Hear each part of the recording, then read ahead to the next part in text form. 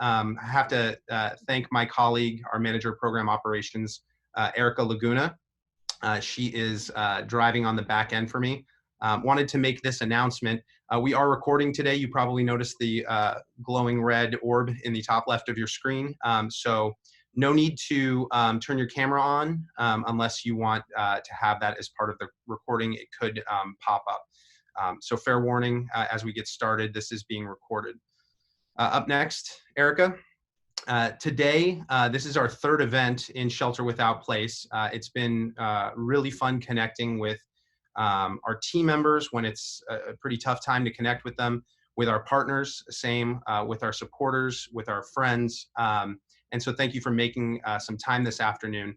Today, we wanted to talk a little bit about resilience. And specifically, for those of us who are familiar with folks who have lived through the experience of homelessness or have done so ourselves, we know that even just surviving takes a lot of resilience.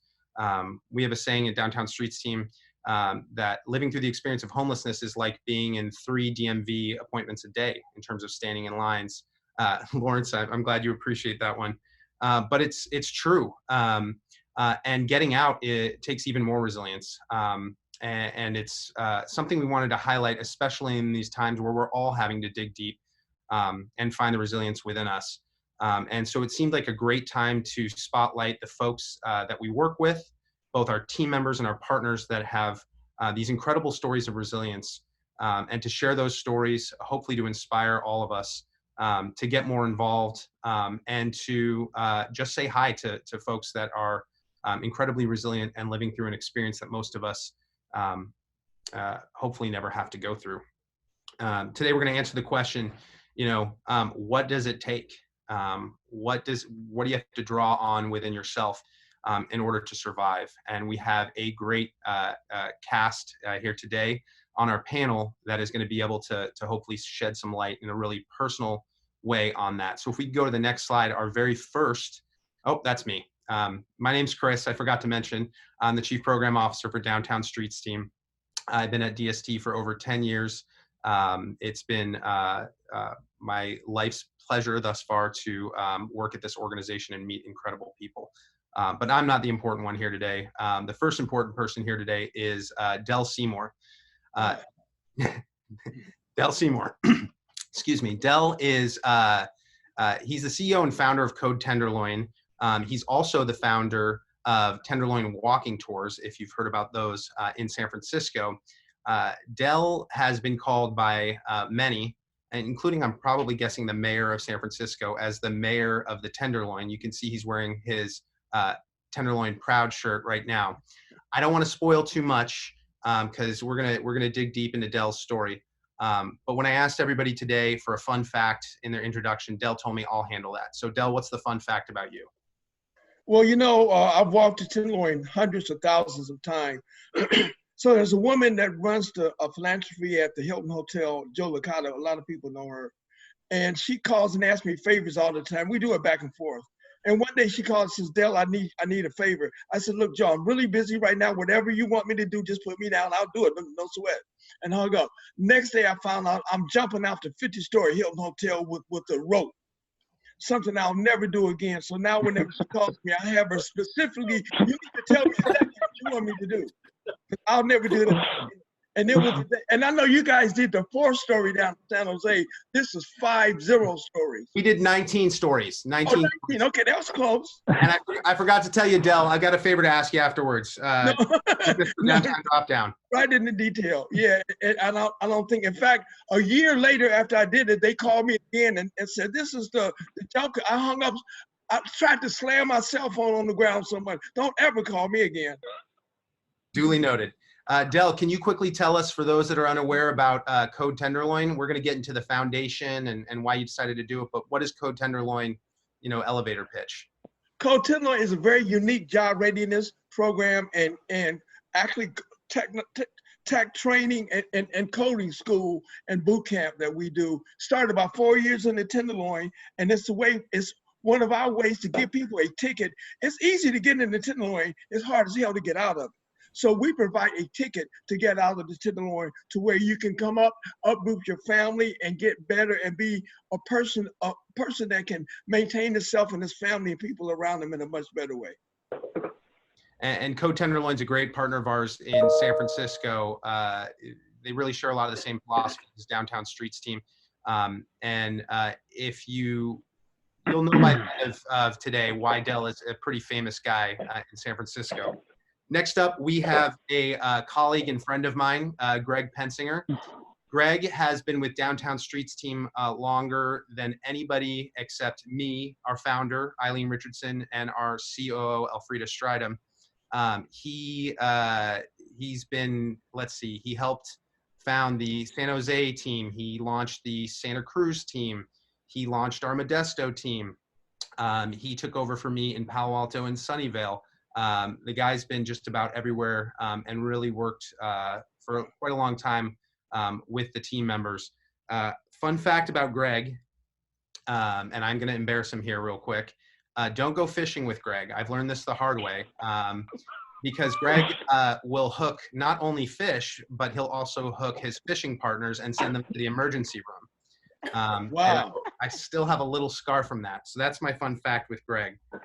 Next up, we have Deanna. Deanna is one of the Modesto team members who works with Greg. I'm gonna let Deanna tell more about her story when we get into the panel a little bit, but I did want to share Deanna's fun fact. Deanna coached soccer in high school. She didn't play, but she coached soccer in high school, which I thought was pretty cool. And then last, but certainly not least, a guy I've gotten to know in the last couple days, who's become famous in a recent post a recent article that he wrote for SF Weekly, which we've actually just posted here if you want to check it out after the web event, is Lawrence. Lawrence is one of our Berkeley team members. In fact, he's one of our team leaders. And a fun fact about Lawrence told me that he had lived in India for 8 years, which I'm sure is a pretty crazy story. I don't know if we'll get into that today. I'm certain there's probably some resilience there as well. So let's get right into it. Thank you to our panelists. Really appreciate you spending the time, and especially for so many of you sharing your incredibly personal and brave tales of resiliency. Del, I'm going to start with you. Your story has inspired, I don't know how many people, I'm sure it's many. I know it's inspired our entire DST staff when you came to share it with us. And I've heard you talk plenty of times. Can you tell us a little bit about your personal experience with homelessness and how you overcame what made you overcome that experience? And then how did that help inspire the work that you did with Tenderloin walking tours and helping others in Code Tenderloin now? Well, you know, a lot of people describe homelessness, and it's true that it's you can check in, but you can't check out. And sometimes that's become very difficult for people. When I entered homelessness and addiction on the same day. When I arrived in the Tenderloin, I thought they were shooting a movie. I kept looking for the cameras because I knew no one could live like this. No city could be about this. This has got to be a movie. That was about noon that day. And by 8 p.m. that day, I was in that movie. And I starred in that movie for 18 years in this Tenderloin. So, you know, once you get into it, it's almost like being in prison. The first day is crazy, the second day is crazy. By that third and fourth day, you just lay back and relax and ride the boat. You know, because you feel you can't do anything about this. You're powerless. You don't get enough help to completely get out. You get a little bit of help and you use that to just put yourself further deeper into it. For example, giving a homeless person $100 to get out of homelessness will do nothing. You can't get a room for $100. You can't get an apartment. So that you'll take that $100 and just blow it out and do all the stupid things you did to get yourself in this situation. $4,000 will get you out. So you keep bouncing around and it makes you so comfortable being in it. So once you realize that you're there, so dog, I guess I'm homeless. So I might as well ride this boat like everyone else. And you start getting comfortable. You start making friends and relationships and making hookups and also making hustles so you can feed yourself every day, so you can get high every day, so you can have those intimate relationships every day. So you find a new lifestyle, a new way of life. And after a while, you think this is it. I mean, for a long time, I thought I would never be any differently than I was on those streets, living in those tents, living in that dumpster. I had resigned that this is it. I had resigned that my family was never coming back to me. And I stopped blaming them. I said, well, I can see why nobody would want to come back to me. I was talking to a lady yesterday who I talked to some years ago, and I remember telling her something that I really haven't told a lot of people. I spent 11 years not ever looking in the mirror. I was afraid. I was too embarrassed to look at myself in the mirror. I would go in the bathroom, a public bathroom, and put my hand over my eyes so I wouldn't see my terrible self. Now that I'm out of homelessness, I got 21 mirrors in my house. Look at them all day long. So it's a difference, once those are two different lifestyles. And homelessness is nothing other than a different lifestyle. One that no one should ever partake, no one should ever just try to get into, but you learn the ropes. And unfortunately, a lot of people get comfortable learning those ropes. And I don't want to say it's laziness, but it takes a hell of an effort to get out of it. Even with the help I got from folks, it took a lot of effort to get out of it. Even now, I am two people. I am the homeless Dale, and I am the unhoused Dale. So when I make my day-to-day decisions, I got to figure out who is making that decision.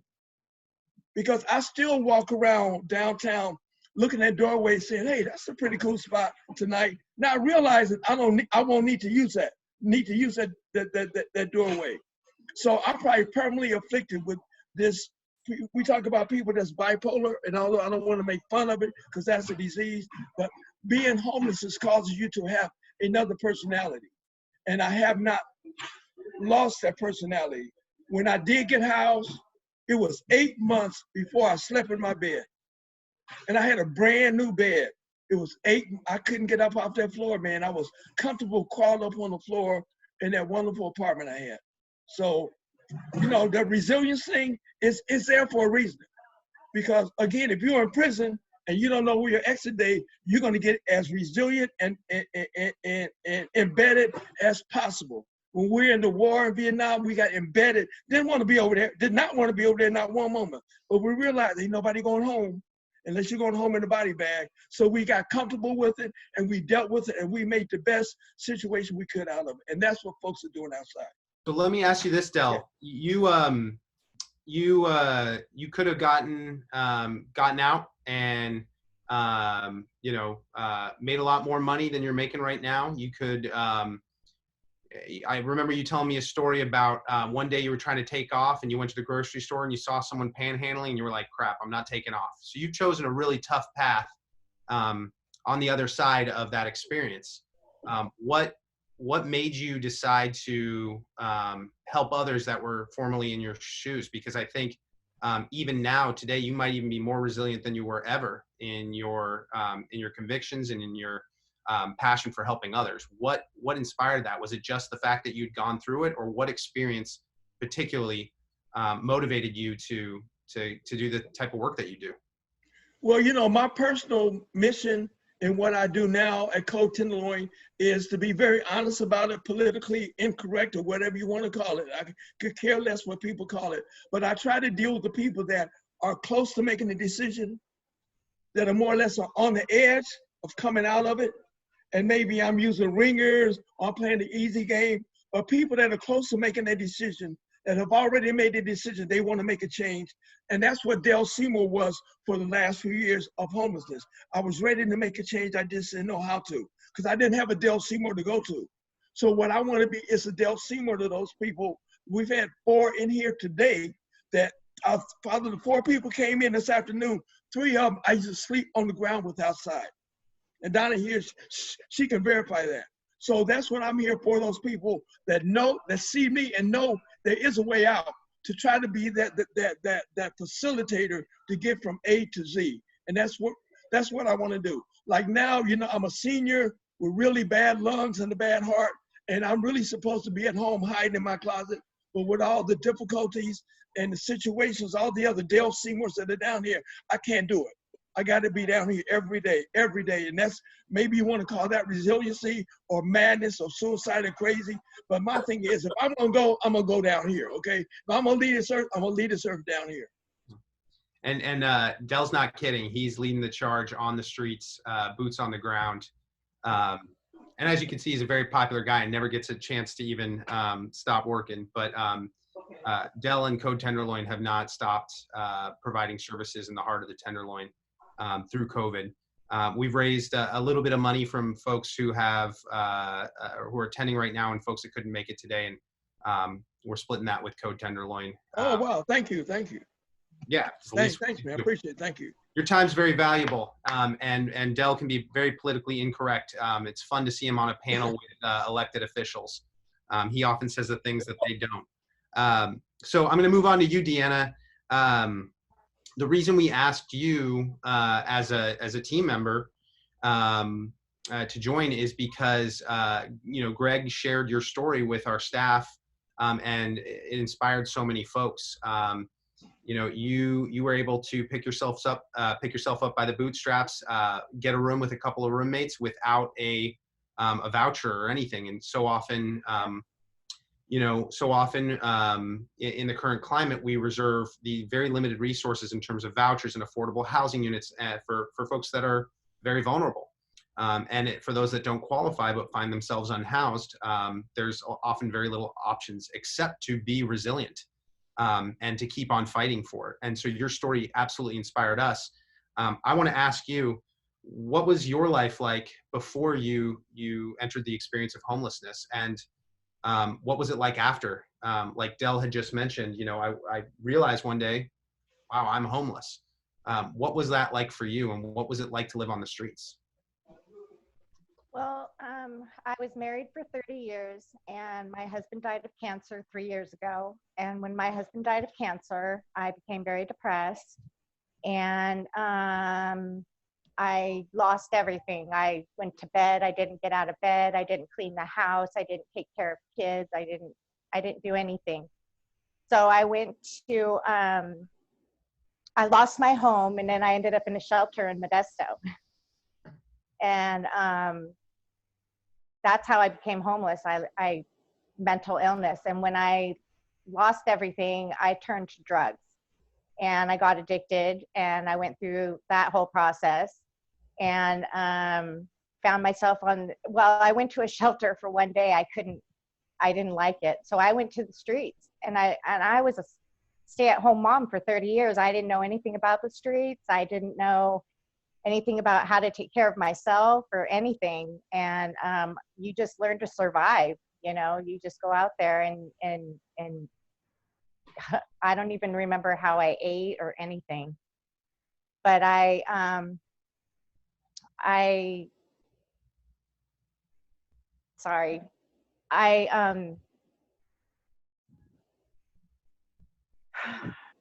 I'm trying not to cry. I went through a lot of heartache.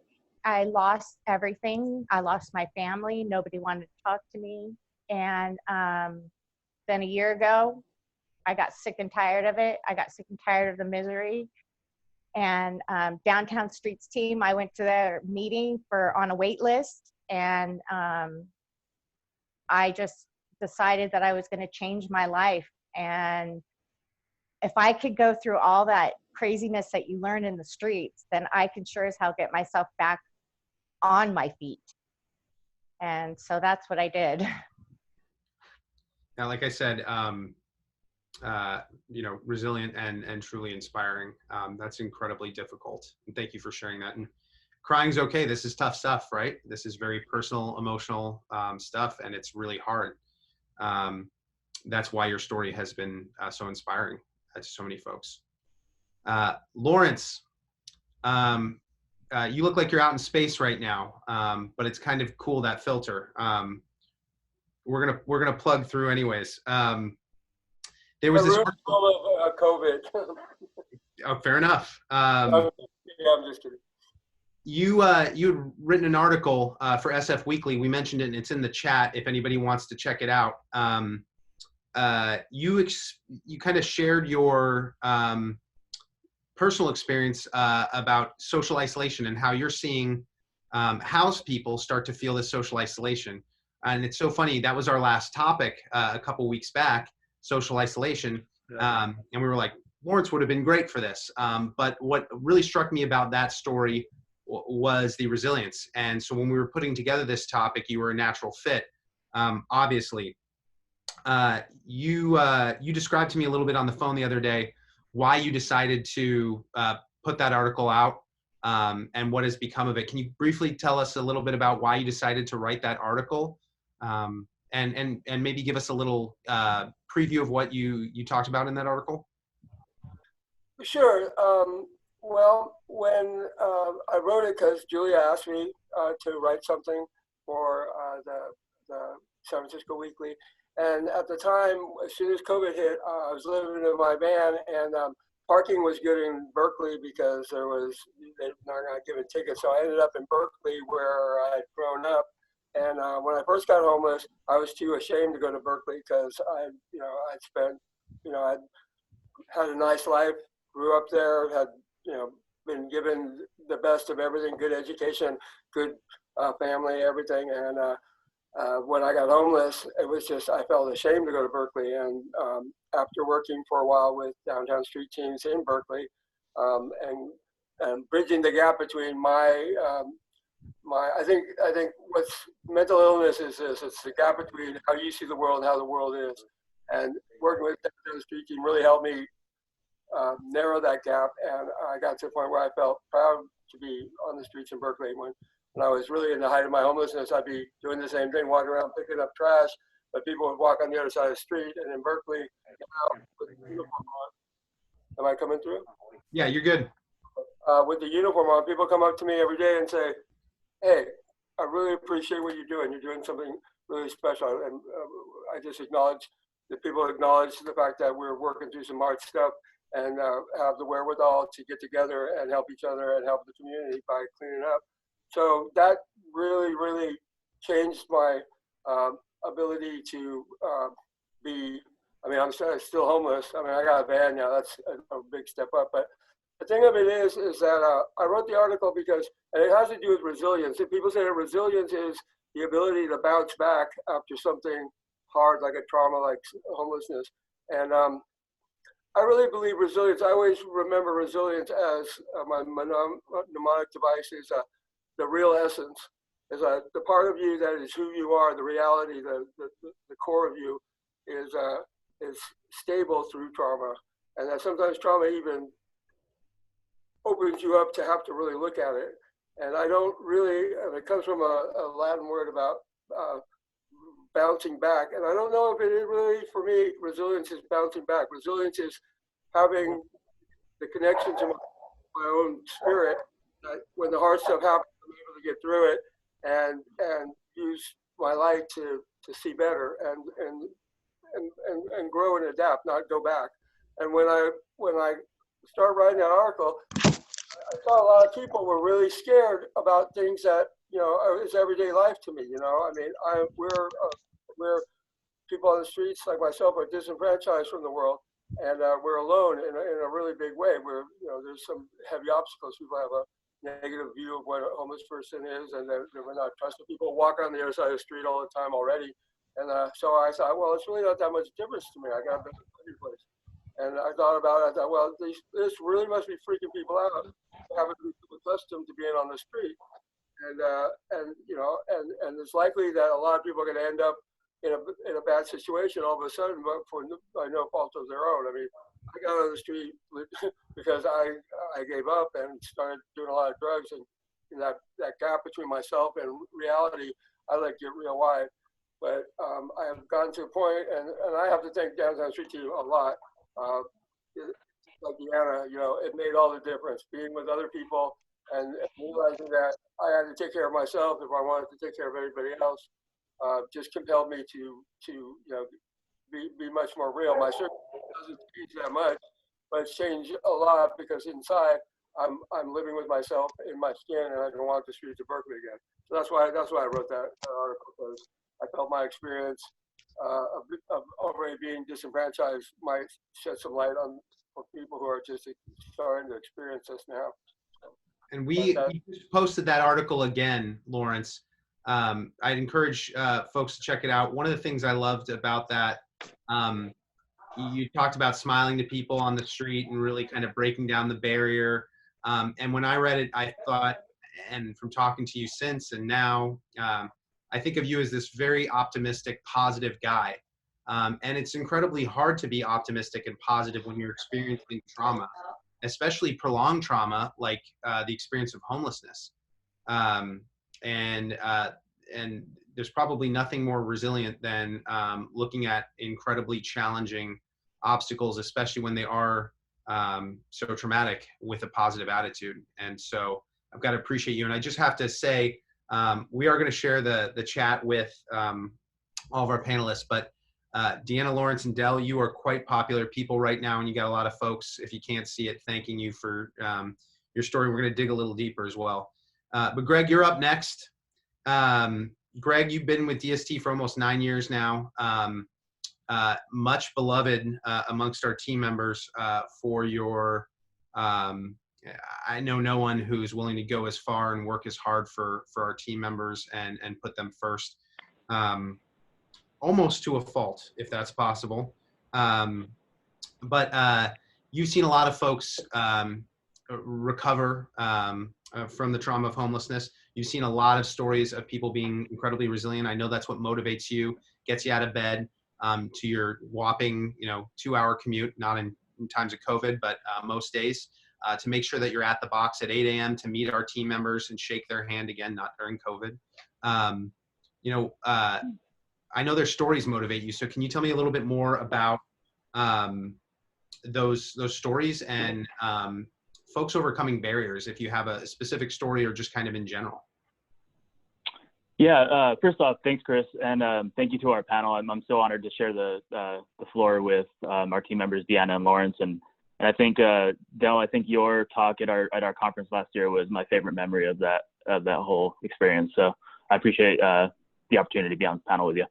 I think overall, honestly, to be resilient is really to be human. I mean, but unfortunately, the experience of being homeless can be very dehumanizing, and so a lot of times that resilience just needs to be activated. I'm really proud that Downtown Streets team kind of offers a platform for that activation to occur. I think I'm going to go with the observation. I did want to share the story a little bit later, but the observation I've kind of made as it pertains to resilience is that a lot of people, they need a second, third, fourth, fifth chance, and a lot of times they're not afforded that within the social services sector. I can't tell you how many people I've known who have been labeled service resistant and then have been denied services based on that sort of judgment. And then I've been able to watch them right before my eyes make that transformation and overcome homelessness and get their housing and a job and get self-sufficient. And so I think, as a community and as a social service sector, we really need to be a little bit better at being empathetic to what's going on in the minds and in the experience of homelessness, and really try to just understand that just because someone might have given somebody an attitude or been having a bad day, that doesn't mean that they don't need the resources that are out there. And I think that a lot of times we cut people off a little too soon. And so one of my favorite parts of my job is that I get to forgive and forget and allow people to, or welcome people back, even if they've had some negative experiences on the team. Do you have a story that comes to mind, a specific individual, first names only, but that you can conjure for folks joining us today? Yeah, sure.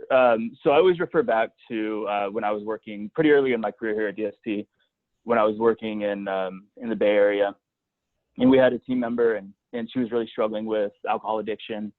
And when she was on the team and sober, she was, one of the most energetic, one of the most enthusiastic team members. but when she had a little bit to drink, she just couldn't function at all. I had to make the hard decision that we have to make as project managers in this, which is to tell somebody that, it's time to take a break from the team. And I remember distinctly feeling like, this could be the thing that puts her over the top, but the way she recovered from that, she wanted to be a part of the team so badly. And she wanted to achieve what her peers were achieving through Downtown Streets team, that she sobered up and she got back on the wait list. A couple months after getting back on the team, she was a team leader. Then she was a manager. Then she got housed. Then she got her income settled, her SSDI, and now she's 6 years clean.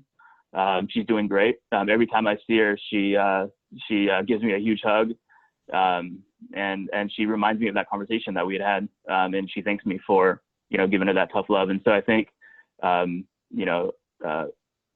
just think that that's illustrative of how someone can really, if given the opportunity and that second chance or third chance, to really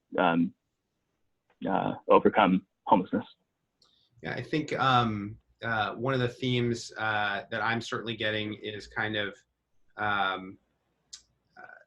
the trauma of homelessness requires a lot. I think all of us have a well of resiliency, maybe, but those that have to go through that experience are tested quite a bit more. And then I see this comment from Catherine Winkleman. All referenced the spirit of the person. How do you reach the spirit of someone who's experiencing homelessness? I guess I'll quickly throw that out if we have a short, brief answer now. How do you reach out to someone who is going through that? I think, I guess, help them be more resilient would be how I interpret that question. Can I take that one? Sure. So for me, when I meet somebody,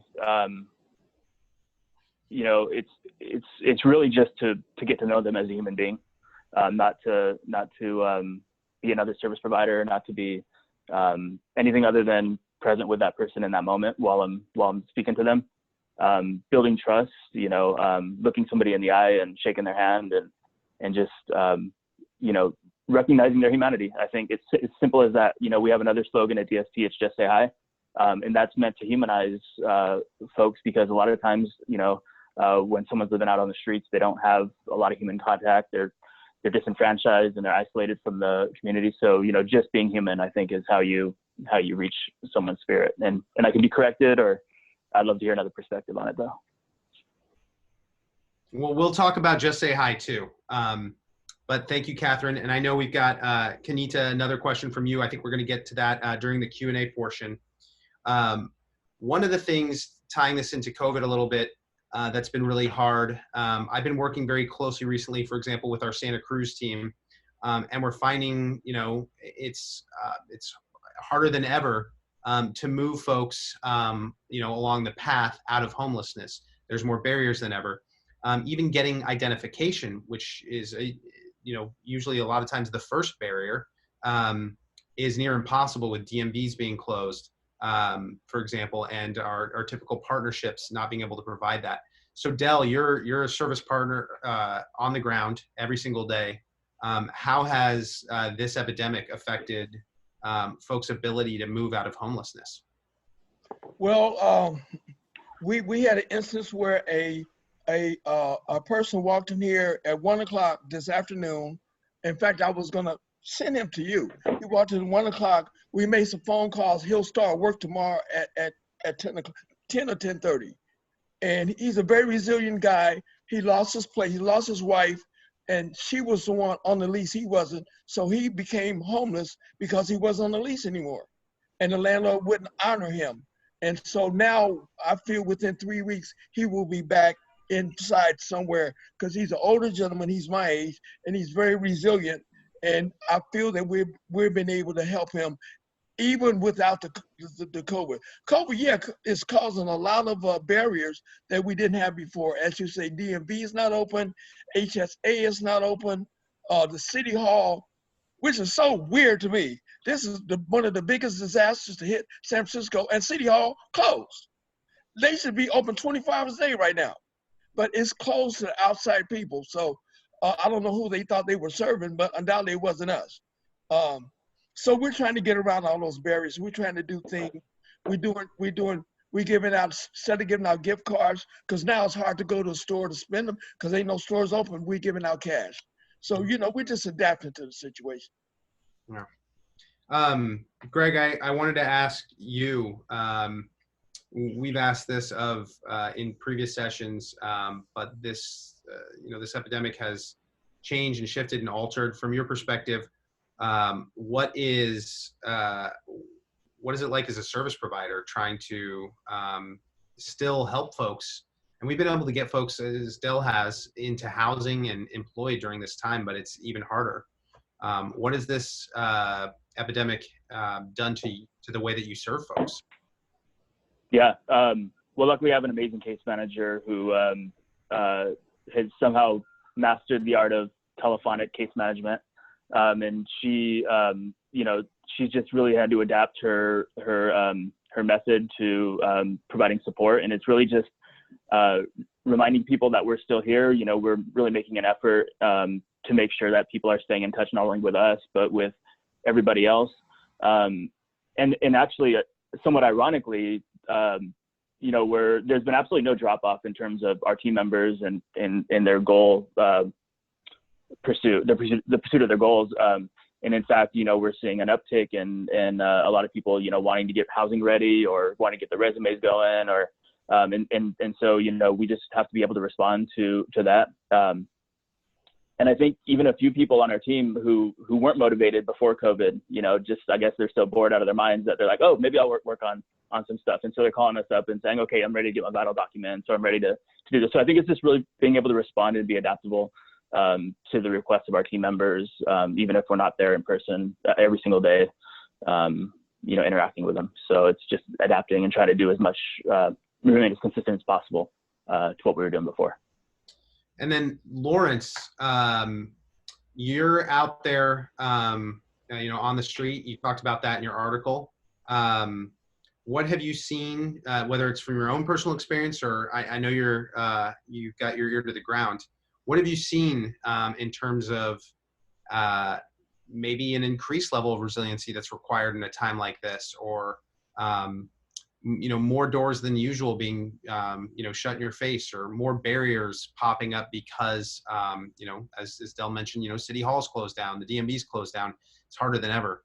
What have you seen from your perspective in the last 6 to 8 weeks? I have to say, like as you said, I'm an optimist rather than being a realist. I've seen a lot of other things happen. Greg mentioned the telehealth thing. Like my health provider, Trust Clinic in Oakland, I've had a really close relationship with all the people that I work with there, because they call me up every week, and I have so the services there are resilient as it goes, and I've been well served by that. I've seen some difficult things with regard to the camps, the sheds, the community cabins project. There's really, as you said, there's a lot of things that are shut down. A lot of the processes that help people matriculate onto something new are stymied, and I see that there's a shuffle in place, but I still see the people out there doing their best to provide services. So at the moment, I'm in a hotel in Oakland because I was working with the cabins and came in contact with someone who might have had it. So they tested me and put me in here. And Gavin Newsom, I guess, is a hero these days because he provided this. And I'm thankful to take 2 weeks off and be in the hotels. I see a lot of people I know have been able to do that. Like I said, we're already disenfranchised, and this is just another, there's actually some more services been made available. So I have to say, it seems like there's some things have happened in a positive way for homeless people. And we're certainly hoping the silver lining is the community acknowledgement that more shelter and more housing is needed, not just in the COVID-19 crisis, but further beyond. Deanna, I want to ask you, it's been a while, and us guys on the line are talkers. So I wanted to make sure to get more perspective from you. You, as we mentioned earlier, you've overcome that experience. You've gotten out of homelessness. I've heard from so many folks, especially when there's a little bit of time where they can look back on that experience, and they talk about how it made them stronger and changed them in a lot of ways. Can you talk a little bit more about what that experience did for you as a person? Yeah, it has made me a lot stronger person. I realize now that I can accomplish things that I never imagined I could accomplish. I lost a lot and I've gained a lot back, and that right there is proof in itself.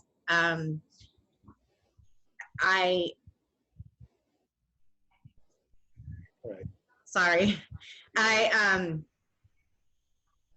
I can't even begin to even express how much I've gotten back. Just being strong and not knowing that you're strong is like amazing when you finally come out of the darkness.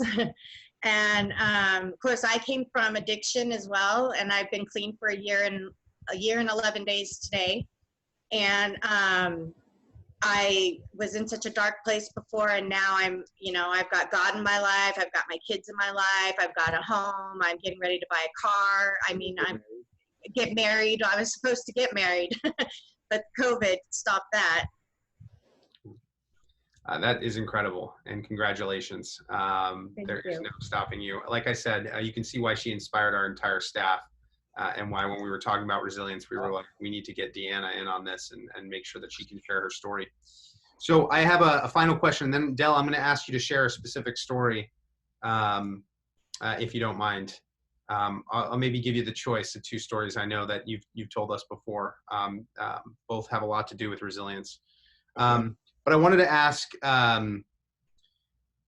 if there was any sort, and this obviously is for Del, Deanna, and Lawrence, if there was a singular inspiration that motivated you to get off the streets, that motivated you to tap yourself and that deep well of resilience that you have somewhere and really access it and really start working towards getting off the streets. If there's, and briefly, since we're kind of running out of time, what was that inspiration for you? DST. No, you don't have to say DST.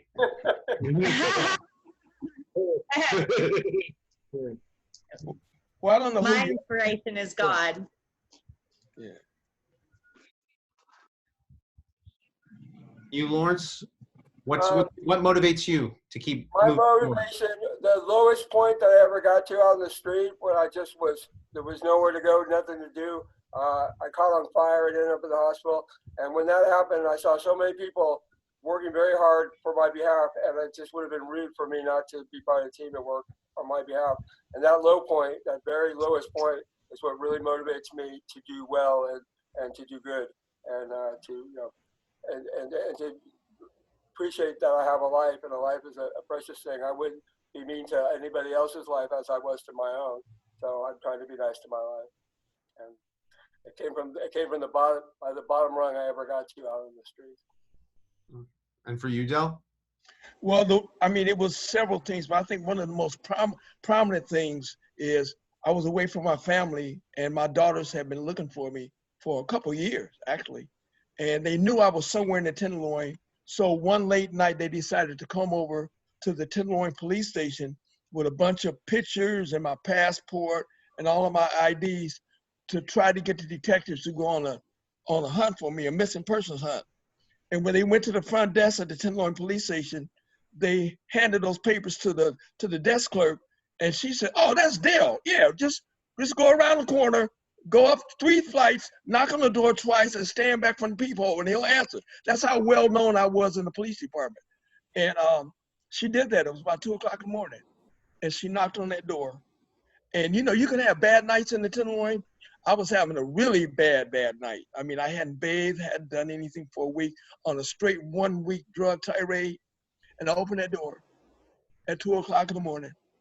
and I saw my little girl, I saw my baby looking at me like I was a clown in the circus, which I was. And I said at that very microsecond, my baby will never see me like this again in life. And now the only time she sees me is on the evening news. So I was able to give her daddy back.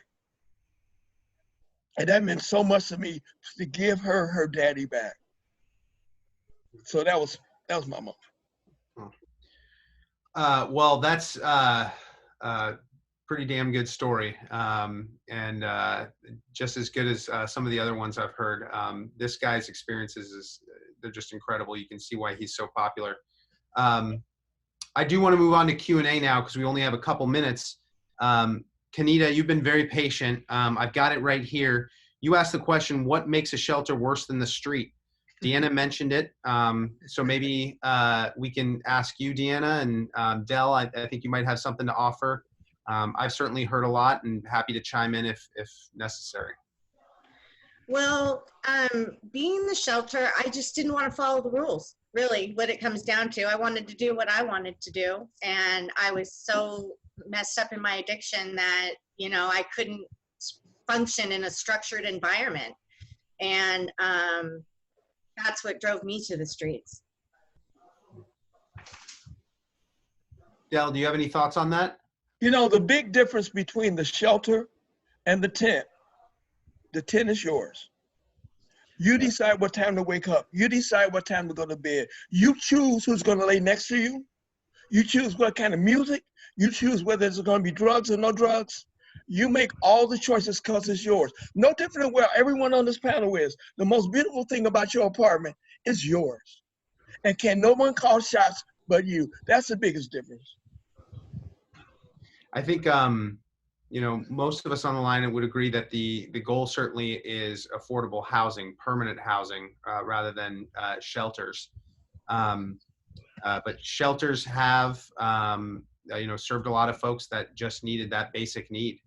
I've certainly heard stories of other stories and other perspectives. Some shelters are run in such a way that are not particularly safe for certain populations. That has been a consideration for some. Some folks feel safer actually on the street than they do within the shelter system, depending on their circumstances, the folks that they hang out with. Lawrence or Greg, any other thoughts on that before we move on to the next question?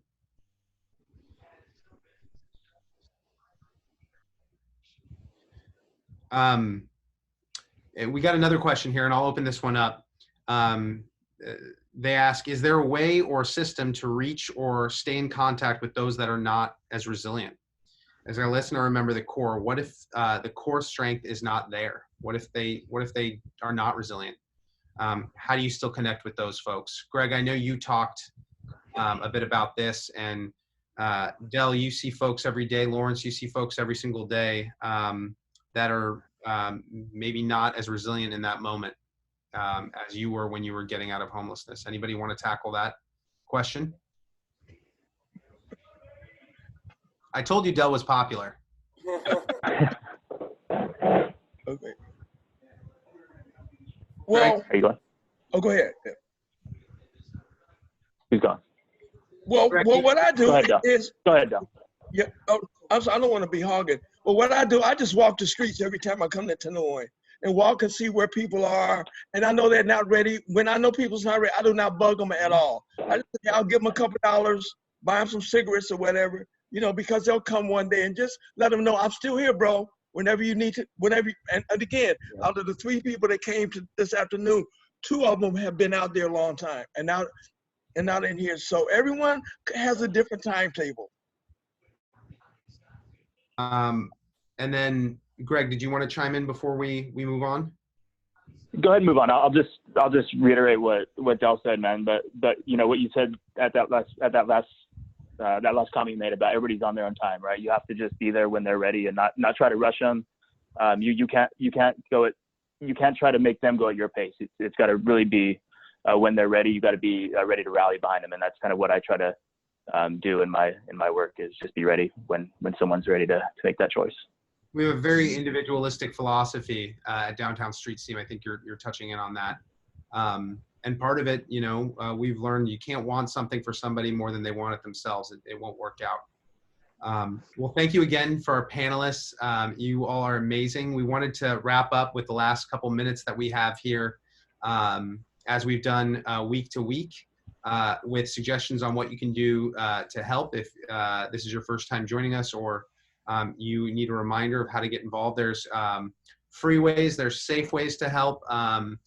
There's a ton of ways to help the folks like Del, like Greg, like Lawrence, and like Deanna that are on the ground, trying to make sure people are staying safe, trying to make sure people are still moving out of homelessness, lack of resources.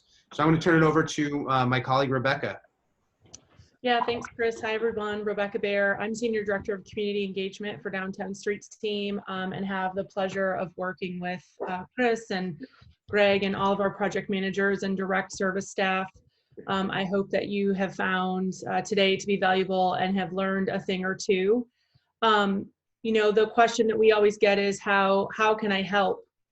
And I think, based on what our panelists said today, just say hi is something that we've been saying for a long time at DST, and it really just recognizes the mutual humanity that we share.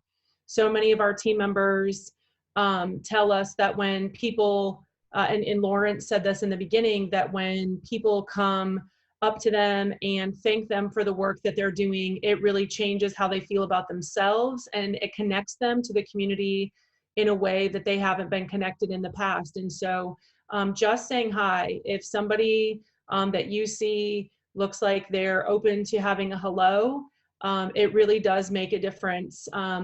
So there's a video that we have there too that promotes Just Say Hi. We're going to share the slides in a follow-up email, so you'll be able to watch that video, and it's on our YouTube channel. Another thing that is really particular to COVID, and actually any time, is to carry some things with you that folks may need. Right now, obviously, hand sanitizer, especially in San Francisco, we're hearing that folks don't have enough water. So bottled water, hand sanitizer, socks, gift cards, prepackaged food, anything that you have in your car and feel comfortable handing out when you're interacting with folks, or if you feel comfortable interacting, can be helpful, especially during this time. The way that we volunteer has changed during COVID.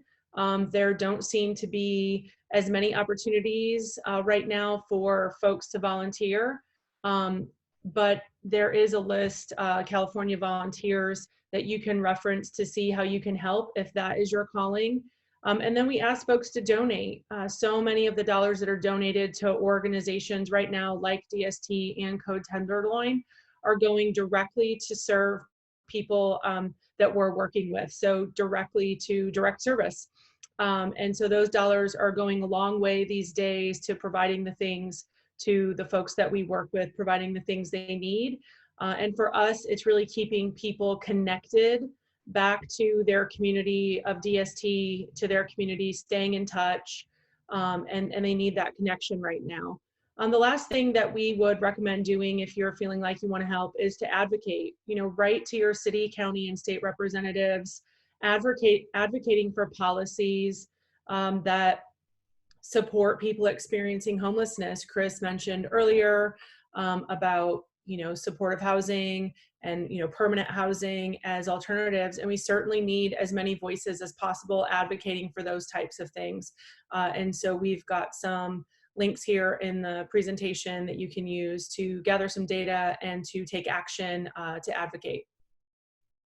Great, and that's a great segue, because next week at this on the same day and time, we're actually going to be focusing on how to help and digging a little deeper with one of our board members, who's a CPA, for example, one of our project partners, one of our biggest project partners that works with employers, an inspiring donor story from a donor that started fundraising for people that get sleeping bags when he was only 11 years old. And then one of our great corporate partners who has gone way beyond, just cutting a check and really involving their business. They were recently acquired by Google, and yet still this kind of tech giant, they're really getting their staff out there, learning about this issue, supporting in a meaningful way beyond just swiping their credit card. And so we'll hear from them next week and really dive a little bit deeper into how to provide a helping hand for the folks that don't have a place to shelter in. So thank you to my colleagues who have joined, my colleagues who helped throw this on, Rebecca and Erica, especially from the back end. Thank you to our panelists, Greg, Lawrence, Deanna, Dell. You guys are incredible. And really, truly, you know, Dell, when I thought of resilience and our partners, I thought of you first. When I thought of resilience and the staff members I get to work with, Greg, you are an incredibly resilient guy. Proud to call you a colleague and friend. Deanna and Lawrence, you all are inspirations on our team out there, spreading the word and changing perceptions in your yellow and green shirts, and really embody resilience. Thank you all so much for sharing your stories. If you want to get in touch with us, Dell or us over at Downtown Streets team, those are our emails. Again, we'll share this deck. We'll get in touch with any questions that were left unanswered. Please feel free to join us next week. And thank you so very much for joining us today. Check out Code Tenderloin, check out streetsteam.org. Thank you all. Have a wonderful evening.